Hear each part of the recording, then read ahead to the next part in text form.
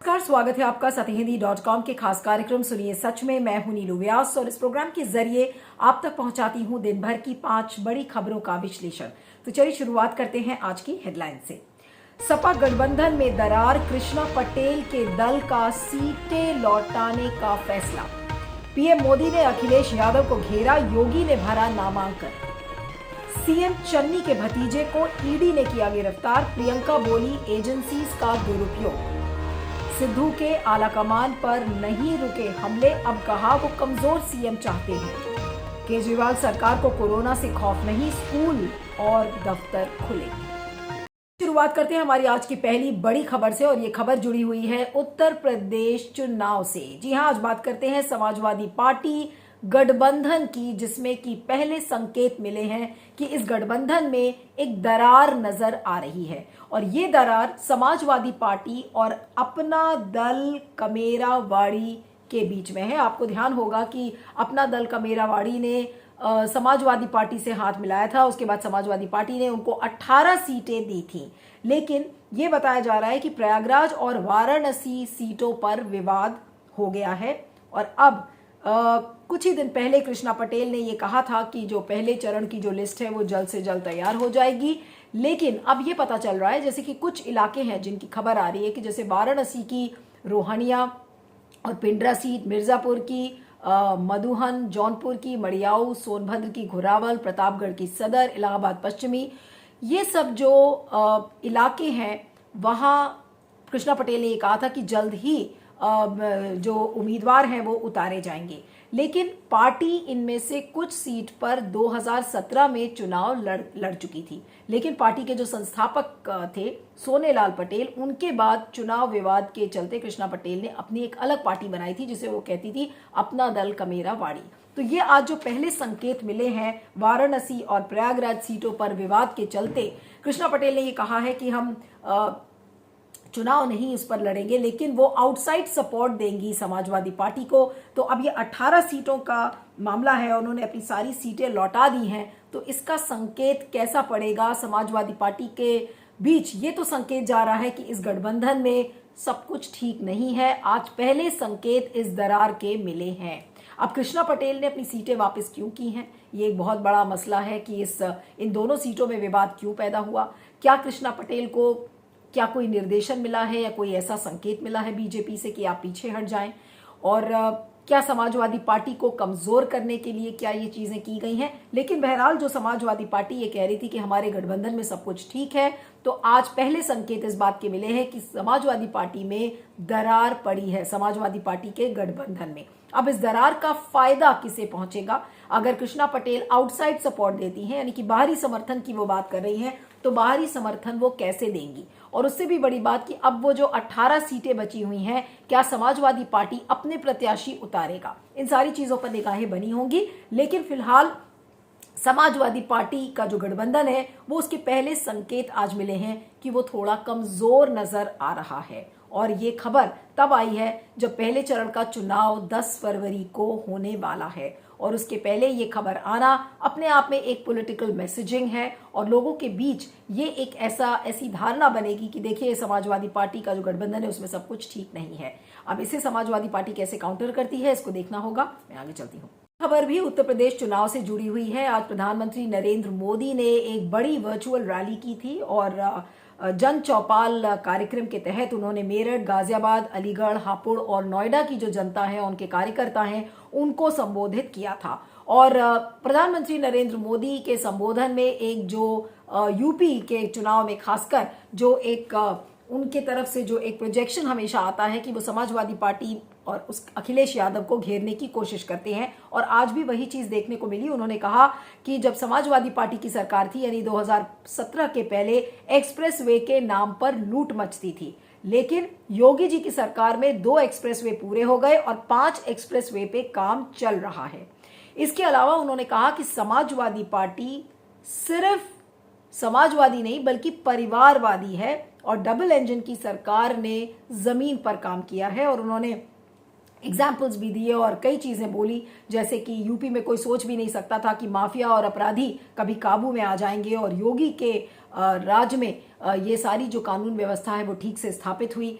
फिर उन्होंने टीका, मुफ्त राशन, रोजगार, ये सारी चीज़ें कहीं और योगी जी की जमकर तारीफ की कि देखिए योगी जी ने इस काम को कितनी तेज़ी से बढ़ाया है।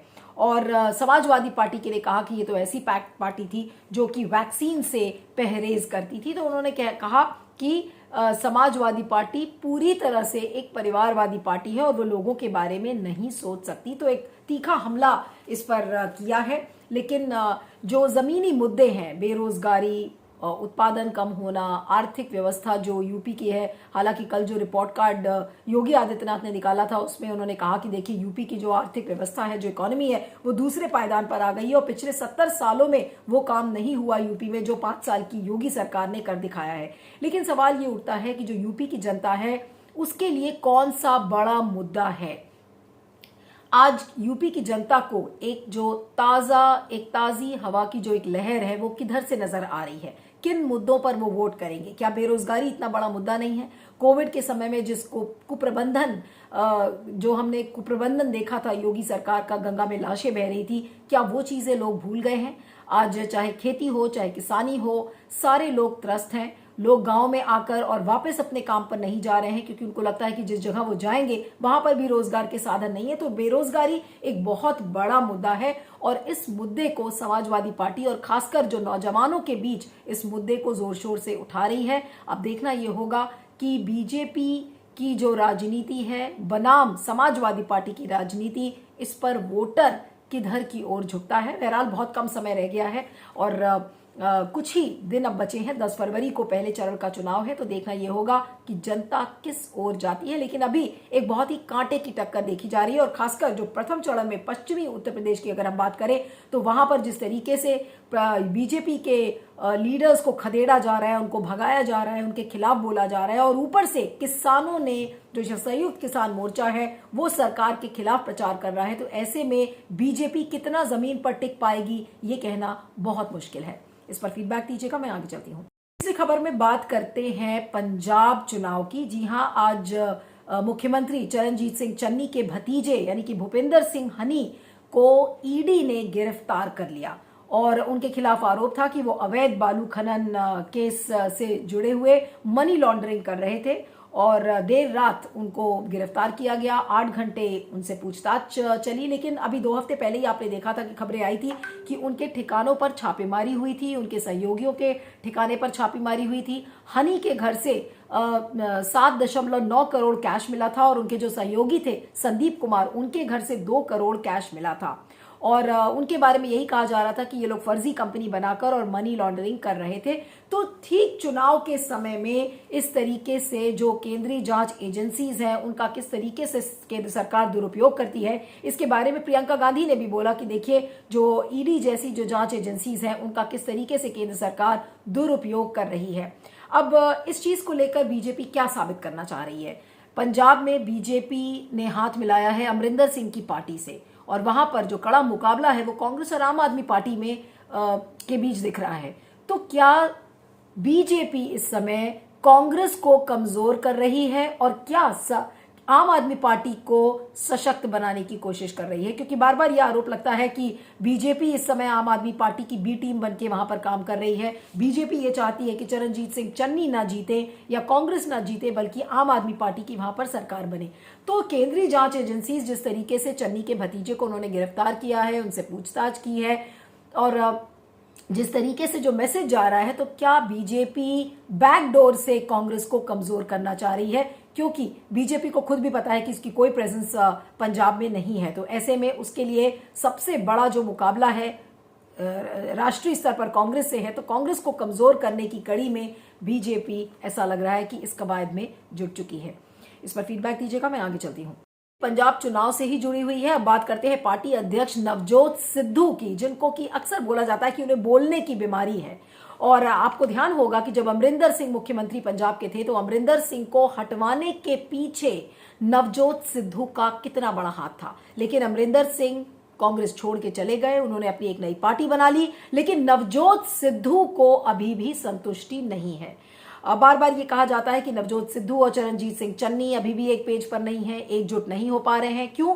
क्योंकि नवजोत सिद्धू की बहुत सारी महत्वाकांक्षाएं हैं और उनका एक ही सपना है कि उनको पंजाब का मुख्यमंत्री बनना है। लेकिन आला कमान ऐसा लग रहा है कि इस चीज के लिए रेडी नहीं है। आला कमान ने चरणजीत सिंह चन्नी, जो कि दलित समुदाय से आते हैं, उनको बनाया। चरणजीत सिंह चन्नी ने काफी मेहनत की, एक कम समय में जो लोकप्रियता उन्होंने हासिल किया है, तो अब कांग्रेस को उनके नाम की घोषणा न करना भी कांग्रेस के लिए बड़ा मुश्किल होगा।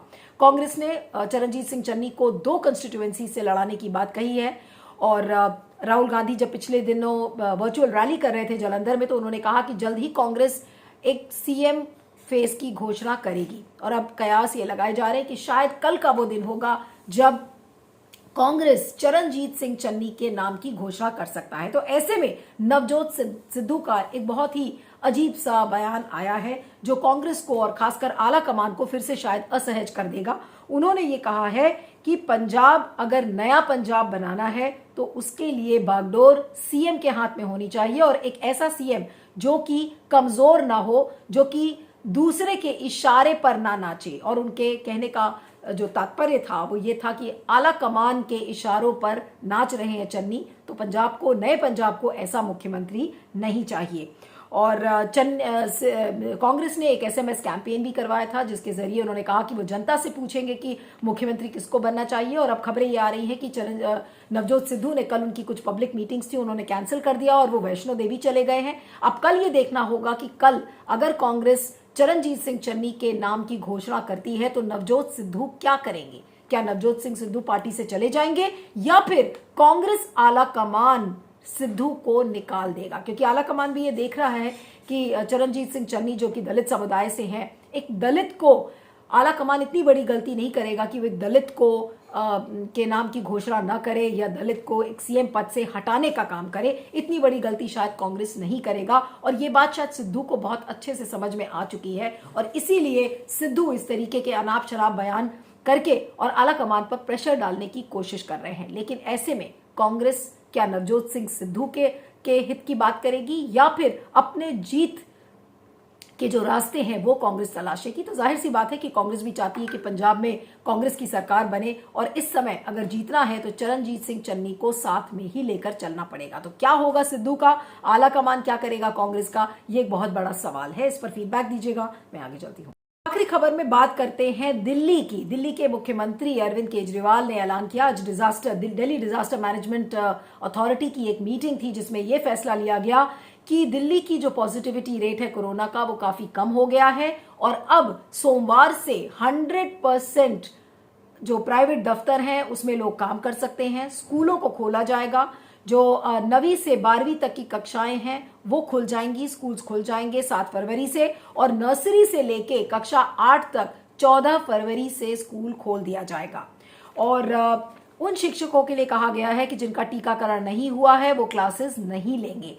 यानी कि पूरी तरह से दिल्ली को खोल दिया गया है। जितने भी प्रतिबंध लगाए गए थे वो हटा दिए गए हैं, लेकिन जो नाइट कर्फ्यू की बात कही गई थी, जो रात 10 बजे से होता था, अब वो रात 11 बजे से होगा। पिछले दिनों आपने देखा था कि जब केसेस बढ़ रहे थे तो उस समय वीकेंड कर्फ्यू लगाया गया, और बार्स और रेस्टोरेंट्स में कैपेसिटी को कम कर दिया गया था, बीच में बंद भी कर दिया गया। लेकिन आज की जो घोषणा थी उसमें जिम्स, पब्स, बार्स, रेस्टोरेंट्स सब खुल जाएंगे। यानी कि केजरीवाल ने यह कहा है कि अब कोरोना का कोई डर दिल्ली में नहीं है और लोग धड़ल्ले से काम कर सकते हैं। लेकिन ये तो प्रशासन का निर्णय है, लेकिन जो जनता काम करेगी, जो सड़कों पर जाएगी, जो दफ्तरों में जाएगी, अगर उस जनता ने ये रियलाइज नहीं किया कि अगर कोविड अप्रोप्रिएट बिहेवियर यानी कि मास्क पहनना, एहतियात बरतना, कम से कम बेफिजूल ना निकला जाए, अगर ये चीजें नहीं करेगी तो कोई ताजुब नहीं कि फिर से ये पॉजिटिविटी रेट बढ़ जाएगा। क्योंकि जो कोरोना के नए नए वेरिएंट्स आ रहे हैं और हर दिन या हर हफ्ते या 10 दिन में किसी एक नए वेरिएंट का नाम सुनाई पड़ने लगता है,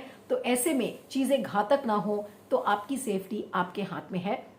बहरहाल लेकिन केजरीवाल सरकार को ऐसा लग रहा है कि अब कोरोना से कोई डर नहीं है, वो पूरी तरह से आश्वस्त है कि अब दफ्तरों को खोला जाएगा। यानी कि लोग अपनी जीविका आराम से चलाएं, कोरोना का कोई डर नहीं है, लेकिन एहतियात आपके हाथों में है। तो सुनिए सच की 5 बड़ी खबरों में इतना ही। आप मुझे ट्विटर पर फॉलो कर सकते हैं, मेरा ट्विटर हैंडल है @neelu317। आप देखते रहिएगा सुनिए सच और बने रहिएगा सत्य हिंदी पर। Thank you so much. सत्य हिंदी का ऐप डाउनलोड करें गूगल प्ले स्टोर पर।